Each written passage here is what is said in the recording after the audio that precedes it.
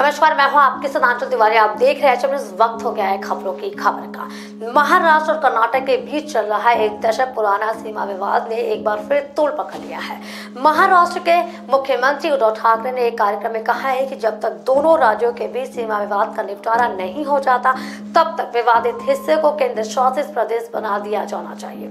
उनके इस बयान के बाद कर्नाटक के उप मुख्यमंत्री लक्ष्मण सावदी ने मुंबई को केंद्र शासित प्रदेश बनाने की मांग कर डाली है।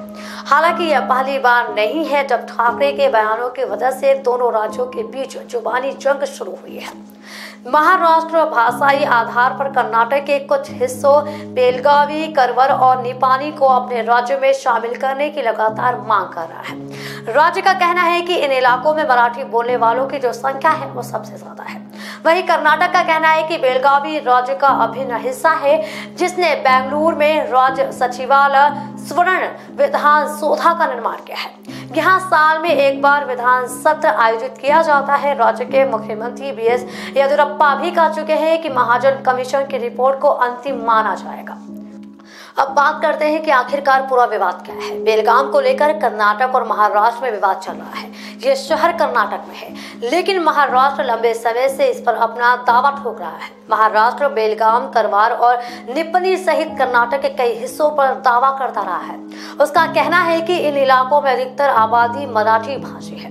दोनों राज्यों के बीच सीमा विवाद का यह मामला कई सालों से सुप्रीम कोर्ट में लंबित है। देश आजाद होने से पहले महाराष्ट्र और कर्नाटक राज्य नहीं थे। उस समय बॉम्बे प्रेसिडेंसी और मैसूर स्टेट हुआ करते थे। अभी के कर्नाटक के कई इलाके तब बॉम्बे प्रेसिडेंसी का हिस्सा थे। आजादी के बाद राज्यों का बंटवारा शुरू हुआ और 1956 में राज्य पुनर्गठन कानून लागू हुआ तो बेलगाम को महाराष्ट्र की जगह मैसूर स्टेट बना दिया गया और मैसूर स्टेट का नाम बदलकर 1973 में कर्नाटक हो गया। बेलगाम में मराठी बोलने वालों की संख्या काफी होने की वजह से इसे महाराष्ट्र का हिस्सा बनाने की मांग राज्य पुनर्गठन के समय से ही लगातार हो रही है। अब बात कर लेते हैं कि आखिरकार क्या है महाजन कमीशन की यह रिपोर्ट। पूर्व मुख्य न्यायाधीश मेहर चंद्र महाजन के नेतृत्व में महाजन कमीशन का गठन अक्टूबर 1966 में हुआ था।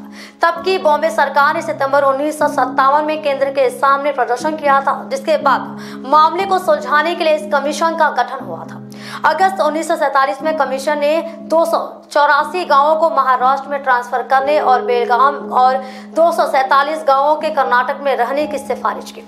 महाराष्ट्र सरकार ने इस रिपोर्ट को अस्वीकार किया और दूसरी बार समीक्षा की मांग की। हालांकि कर्नाटक सरकार ने इस रिपोर्ट का स्वागत किया और लगातार इसे लागू किए जाने की बात को दोहराता रहा। फिलहाल इसे केंद्र की तरफ से औपचारिक तौर पर लागू नहीं किया गया है। अब जान लीजिए ताजा हालात क्या है। 2019 में उद्धव ठाकरे के मुख्यमंत्री बनने के बाद यह मुद्दा एक बार फिर तूल पकड़ चुका है। उद्धव ठाकरे से महाराष्ट्र एकीकरण समिति के नेताओं ने इस मुद्दे पर ध्यान देने की मांग की और 2 सदस्यों की एक समिति भी बना दी। हर राज्य की भाषाई गणना के बाद महाराष्ट्र कर्नाटक से 814 गाँवों को राज्य में ट्रांसफर किए जाने की मांग कर रहा है। खास बात यह है कि सीएम पद संभालने के बाद ठाकरे ने 2 मंत्रियों छगन भुजबल और एकनाथ शिंदे को सुप्रीम कोर्ट में लंबित मामले पर नजर बनाए रखने की जिम्मेदारी सौंप दी थी। महाराष्ट्र सरकार ने 2004 में सुप्रीम कोर्ट का दरवाजा खटखटाया था और आर्टिकल 131B के तहत मामले के निपटारे की मांग की थी, जिसको लेकर यह मामला लगातार तूल पकड़ता जा रहा है और दोनों राज्यों के बीच खटास पैदा हो रही है। तो ये हमारी आज की खास खबर। इसी तरह की खास खबरों के लिए बने रहिए खबरों की खबर में। तब तक के लिए नमस्कार।